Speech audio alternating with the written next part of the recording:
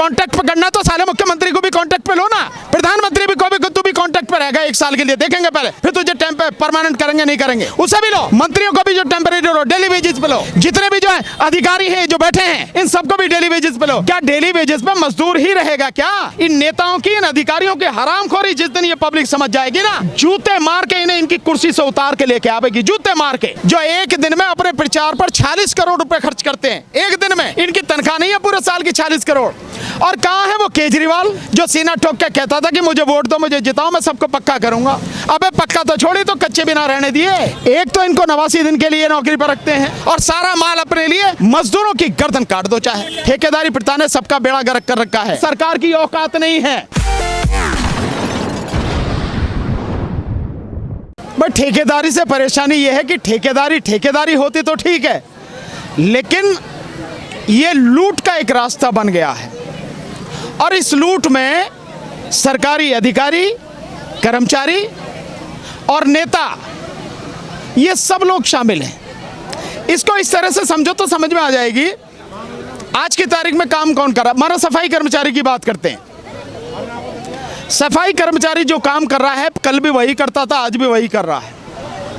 लेकिन ठेकेदार के बीच में आने से क्या हुआ कि जो पैसा डायरेक्टली उस सफाई कर्मचारी को मिलता था, आज वो सफाई कर्मचारी को ना मिलके उतना ही पैसा वो ठेकेदार को मिलता है और ठेकेदार उसमें से 40 या 50% ही उस असली काम करने वाले सफाई कर्मचारी को देता। बाकी सारा जो पैसा है वो ठेकेदार में, अधिकारियों में और नेताओं में बंदर बांट हो गई। यानी पैसा उतना ही है, लेकिन ठेकेदारी प्रथा आने से ये बंदर बांट हो गई। और कटा कौन, मरा कौन, हक किसका लूटा? मजदूर का। यह है ठेकेदारी प्रथा की दिक्कत। इसके अलावा भारत के संविधान में जो सरकारी नौकरियां हैं और विशेषकर जो इसेंशियल सर्विसेज हैं, जैसे मेडिकल है, जैसे एजुकेशन है, जैसे आपका ये बिजली वगैरह है, हेल्थ है, ये सारी की सारी जो चीज़ें हैं ये इसेंशियल सर्विसेज में आती हैं। इसमें कहीं भी ठेकेदारी प्रथा, कॉन्ट्रैक्ट और ये डेली वेजेस कुछ नहीं होता। इसमें परमानेंट नौकरी होती है। संविधान में ये सारी बातें लिखी गई हैं, लेकिन न संविधान को कोई पढ़ता है, न संविधान को कोई मानता है और संविधान को कुचलकर सरकारें जैसा मन में आ रही है गुंडागर्दी कर रही हैं। ये दिक्कत है। कहने के लिए आम आदमी की पार्टी है। वो वही आदमी जो कहता था कि एक कमरे के मकान में रहूंगा और कोई सुविधाएं नहीं लूंगा, आज अपने मकान के रेनोवेशन समझते हैं, मरम्मत, नया नहीं बनवा रहा, मरम्मत में पर्दे वर्दे लगवाने में 43 करोड़ रुपए खर्च कर दिए उसी आम आदमी के मुखिया ने। ये आम आदमी है, ये तो अंगूर से भी ज्यादा आदमी हो गए। ये तो क्या कहते हैं, जो बादाम आता ना, मामरा बादाम, जो सबसे महंगा, उससे भी बड़े महंगे हो गए। तो भाई मेरे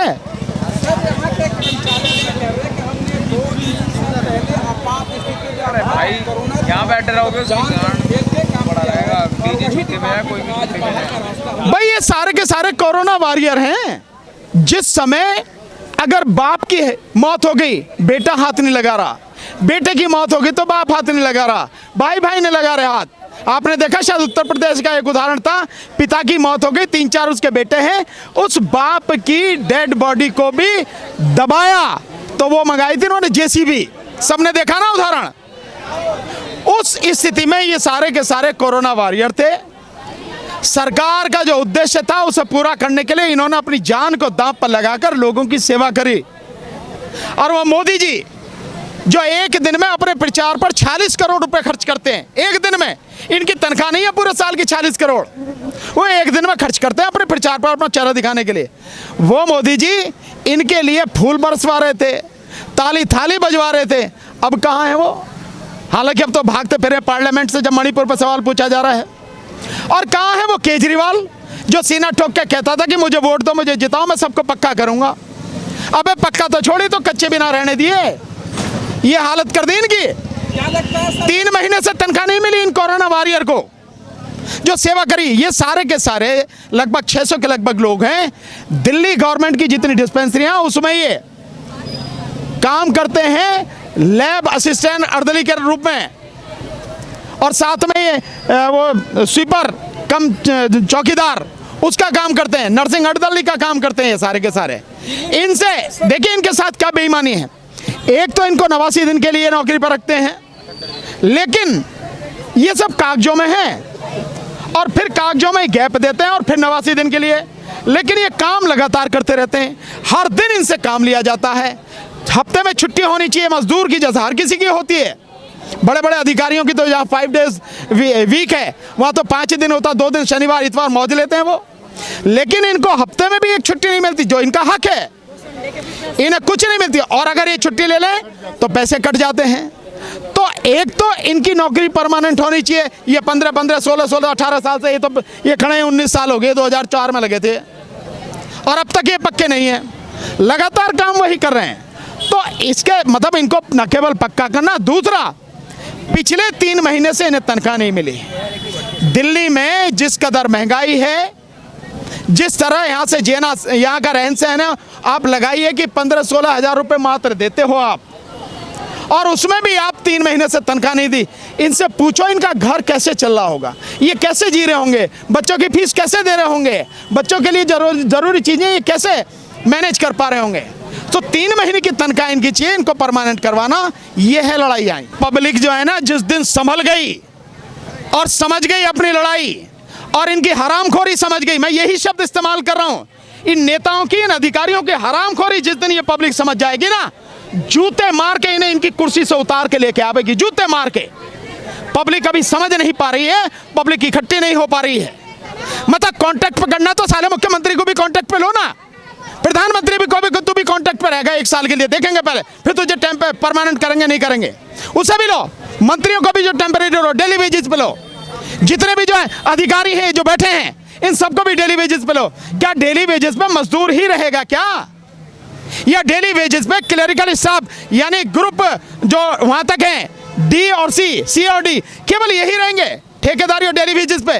ये ग्रुप बी में, ग्रुप ए में जो अधिकारी बैठे हैं, क्लास 1 अधिकारी, ये नहीं हो सकते कि उसमें डेली वेजेस पे और उस पे कॉन्ट्रैक्ट पे हो सकते हैं, लेकिन सब कुछ उनके हाथ में है। तो अपने लिए खूब मलाई और सारा माल अपने लिए, मजदूरों की गर्दन काट दो चाहे। देखिए, हो सब कुछ सकता है और होगा, आप भी अपनी आंखों के सामने ही देखेंगे, होगा। ये परमानेंट भी होंगे, इनकी 3 महीने की जो तनख्वाह वो भी मिलेगी, और परमानेंट होने के बाद में जो परमानेंट को सारी सुविधाएं मिलती है, तनख्वाह मिलती है, वो इन सबको मिलेगी। सरकार किसी भुलावे में ना रहे। ये अब तक लड़े नहीं, लेकिन अब लड़ाई जो हुई है शुरू, वो बहुत तरीके से है। और जो लोग साथ में हैं, केवल ये नहीं हैं, इनके साथ में डीटीसी के भी लोग हैं, इनके साथ में दिल्ली के सफाई कर्मचारी, जिनकी संख्या पूरे दिल्ली में मिला के लगभग 5 लाख है, एमसीडी के कर्मचारी, शिक्षा विभाग के कर्मचारी, वो सब लोग, बिजली विभाग के कर्मचारी, सब लोग इकट्ठे हैं, साथ में हैं, क्योंकि दिक्कतें सबकी एक हैं। ठेकेदारी प्रथा ने सबका बेड़ा गर्क कर रखा है, इसलिए मजदूर इस तरह से धीरे धीरे धीरे धीरे इकट्ठा हो रहा है।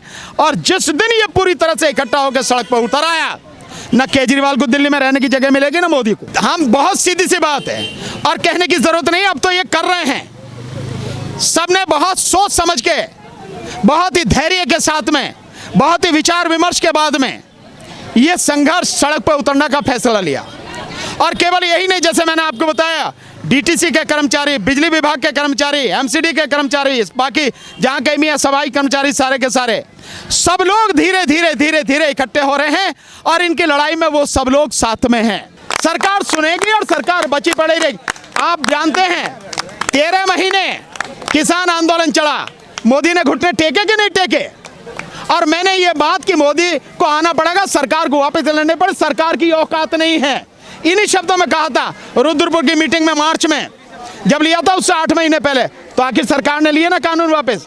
और यही बात मैंने जब सीए एनआरसी का आंदोलन चल रहा था, मैंने तब कहा था सरकार की औकात नहीं है, सरकार के गुर्दे में इतना दम नहीं है कि सीए एनआरसी कानून लागू करा ले। राष्ट्रपति से मतलब संसद से पास हो गया, राष्ट्रपति के साइन हो गए, नोटिफिकेशन कर दिया, फिर भी अभी तक लागू क्यों नहीं कराया? अगर मोदी में दम है इतना, बीजेपी सरकार में दम इतना, तो लागू करके दिखावे, नहीं कर पाई ना।